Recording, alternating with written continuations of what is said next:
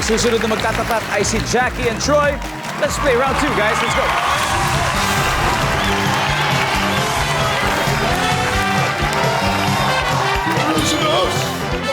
Boss! Kamusta buhay-buhay? Oh, sila may pick-up lines. Baka kayo meron din. Yes. Troy, sinaing ka ba? Bakit? Kasi pag iniwanan kita, magagalit si mama. Pwede. Siyempre, kung meron akong pick-up lines kay Troy, meron din akong pick-up lines sa'yo, Kuya Dong. Ano yun? Oh, sige. Ito, sige. Kuya Dong, alam mo ba kung bakit may mahal na araw? Bakit? Hindi ko rin alam. Kasi ang alam ko lang, mahal kita araw-araw. Marian Rivera, Pasay Troy, meron ka rin. May pick-up line ka. Meron ako, Sir Dong. Oh, sige, ano yun? Magandang partner to sa sinaing niya. Ano yun? Jackie, lechong baboy ka ba? Kasi kahit medyo malusog ka, paborito kita. Good luck. Top 7 answers are on the board. Sa bahay, ano yung karaniwang paalala sa atin ng matatanda kapag kumukulog at kumikidlat? Go. Troy. Huwag lumabas. Huwag lumabas. Huwag lumabas. Services. Wala. Jackie, ulit ha.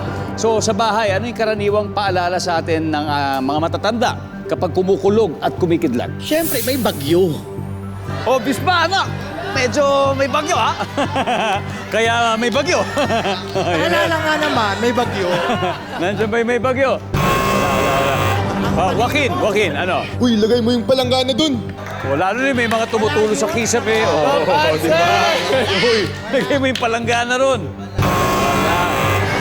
Kirana, ano pa kaya?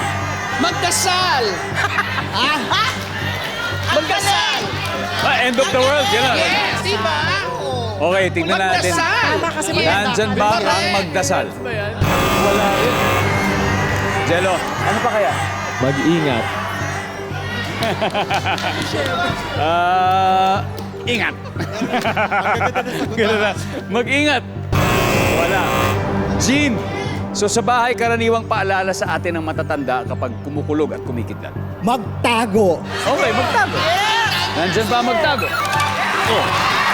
Sumama rin. Oh, Jean, pass or play? Pass. Alright, sorry guys. Babalik tayo. Matt, ikaw na ha.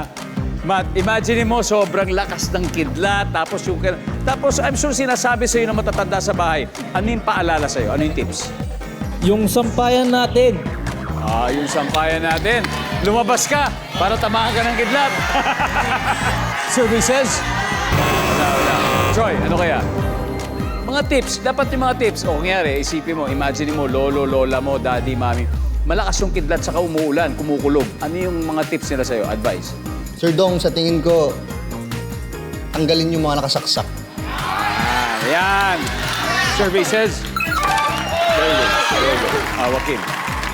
Okay, bago ang lahat, si Joaquin po, anak ng ating kaibigan, si Neil Arce. Brother Neil. Nanonood si Brother Neil.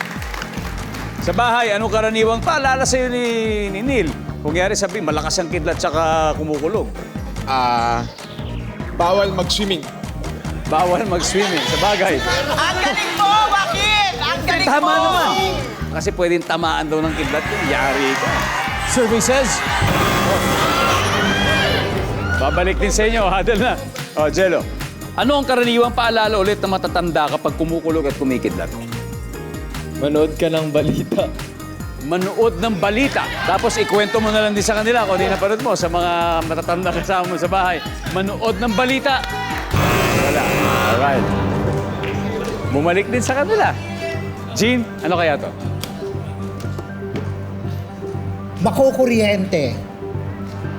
Makukuryente? Kirara? Tikbalang. May kinakasang tikbalang daw. May kinakasal na tikban. Jackie, tips. Ako pag may kidlat, pinapatay ang TV. Pinapatay ang TV. Sarah Jean, isang tamang sagot lang. Ano kaya to? Sa bahay, karaniwang paalala na matatanda kapag kumukulog at kumikidlat. Patayin ng TV. Ayan. Ang sabi nila, patayin ng TV. Ang sabi ng survey ay...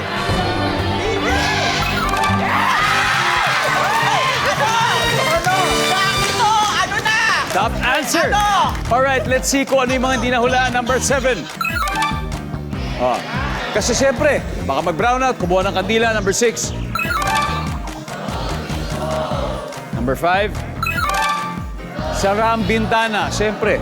Number 2, finally. Oh, kasi ang paniniwala po nakaka-attract ng kidlat ang mga salamin.